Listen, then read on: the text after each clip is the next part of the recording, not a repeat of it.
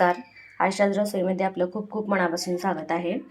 तर आज मी बनवणार आहे झणझणीत आणि स्पेशल अशी मिसळ.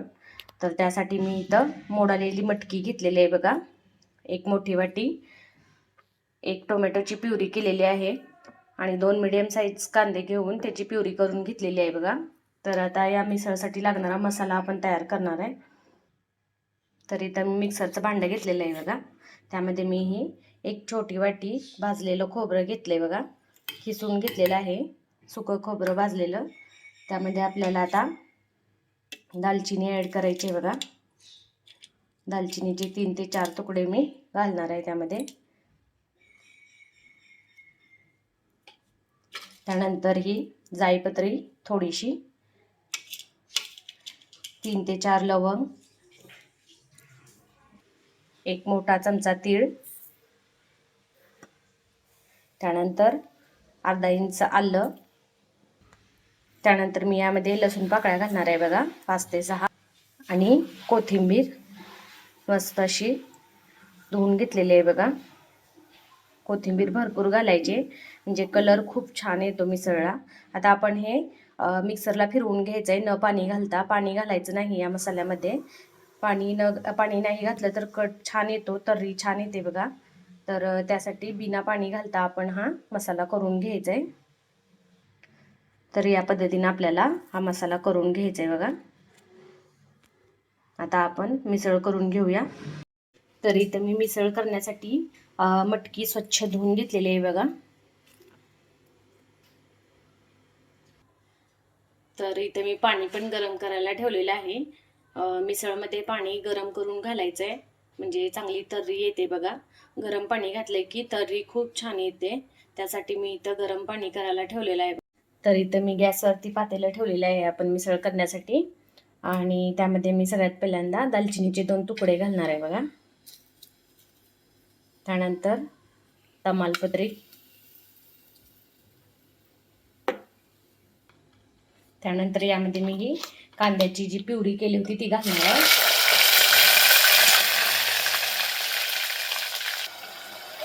तर कांद्याची प्युरी आपल्याला तेल सुटेपर्यंत भाजून घ्यायची आहे बघा, मस्त अशी लाल होईपर्यंत.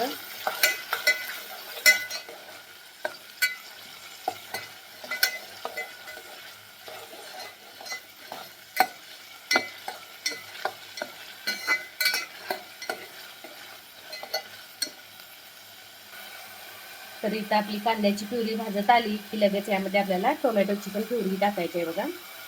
ती पण या कांद्याबरोबर आपल्याला भाजून घ्यायची चांगली.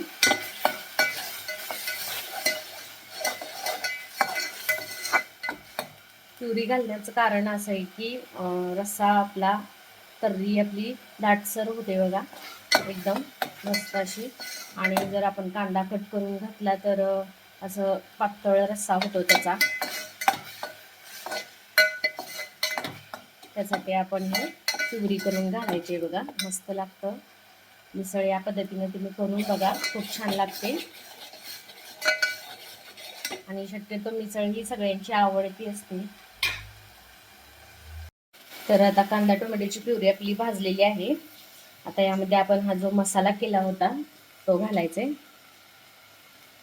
आणि चांगला भाजून घ्यायचा आहे बघा व्यवस्थित एकदम.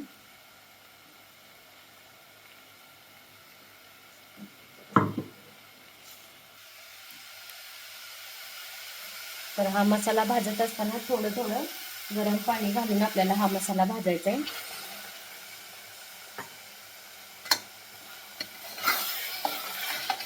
म्हणजे मसाला खाली पातेल्याला लागत नाही बघा.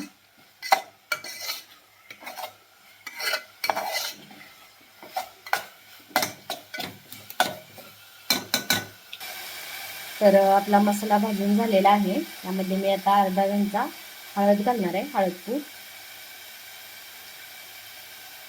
त्यानंतर 2 चमचे काश्मीरी लाल पावडर,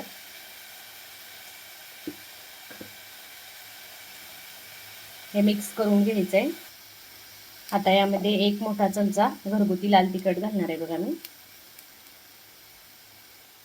आता आपल्याला यामध्ये या स्वच्छ धुवून ठेवलेल्या मटकी घालायची आहे बघा, मोडलेली.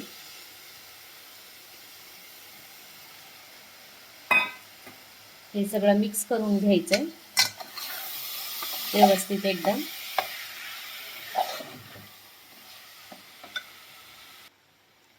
हे सगळं मिक्स करून घेतल्यानंतर बघा आपल्याला यामध्ये गरम पाणी घालायचं आहे. खूप छान स्मेल यायला लागलेली आहे बघा. मस्त अशी आपली मिसळ तयार होते. आता यामध्ये मी गरम पाणी घालणार आहे बघा.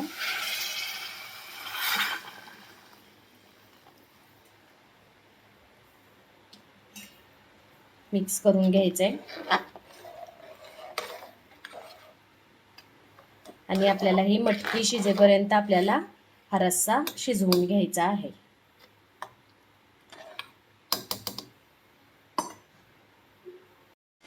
आता यामध्ये मी 2 चमचे गोडा मसाला ऍड करणार आहे बघा. हा मी गोडा मसाला घरी बनवलेला आहे. यानंतर यामध्ये चवीनुसार मीठ,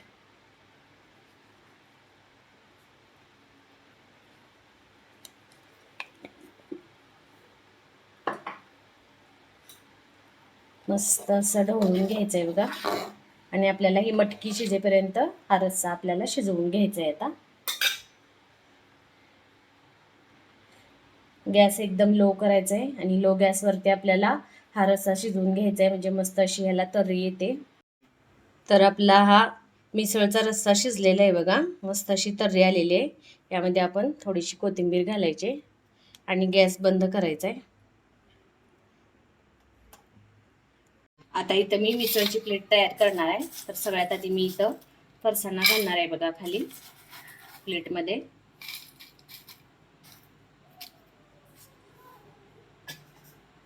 त्यानंतर यावरती आपल्याला हा रस्सा घालायचा आहे. सगळ्यात पहिल्यांदा आपल्याला थोडीशी मटकी घालायची त्याच्यावरती आणि आपण ह्याच्यावरती रस्सा घालणार आहे बघा.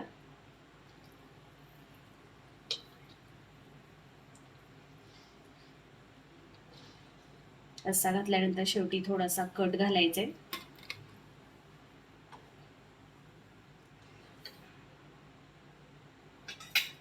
यानंतर याच्यावरती कांदा, बारीक कट केलेला कांदा घालायचा आहे. थोडासा टोमॅटो, त्यानंतर कोथिंबीर,